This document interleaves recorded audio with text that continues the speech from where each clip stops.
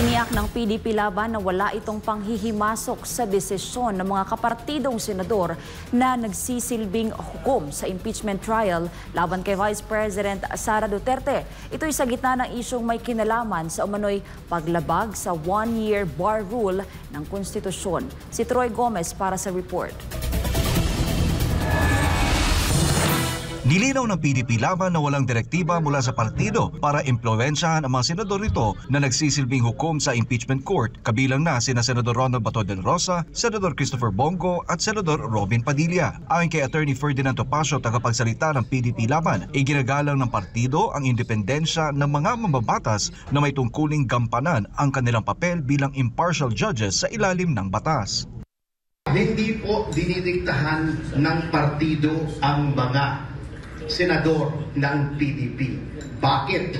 Because iba yung party matters sa role ng isang senador as a senator judge, because they took an oath to exercise their functions impartially and independently.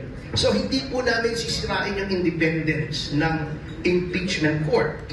Bilang patunay ng kanilang kalayaan, binanggit ni Topacio ang naging hakbang ni Senator Bato del Rosa na iginiit ang pagbasura sa kaso laban kay Vice President Sara Duterte, isang desisyong tinawag niyang personal na paninindigan ng senador na kinatigan naman ng impeachment court. Dahil dito ibinalik sa Kamara ang Articles of Impeachment upang masuri kung ito ay umaayon sa one-year bar rule ng saligang batas.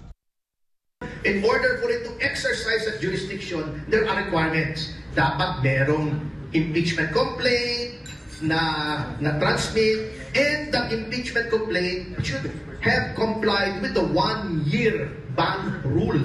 Pag yan po ay hindi compliant sa any of the conditions for a valid impeachment complaint, that is an invalid impeachment complaint, and therefore the impeachment court has no jurisdiction to try it. Sa kabila ng tensyon sa usapin, iginit ng PDP Laban na mananatili itong tapat sa prinsipyo ng due process at respeto sa sistemang panghukuman, habang binibigyan laya ang kanilang mga senador na gampanan ang kanilang tungkulin ng walang halong politikal na pressure. Nanindigan ng PDP Laban na sa usapin ng impeachment, higit na dapat manaig ang rule of law, hindi ang dikta ng anumang partido. Para sa Diyos at sa Pilipinas kumahal, Troy Gomez nag-ulat, SMNI News.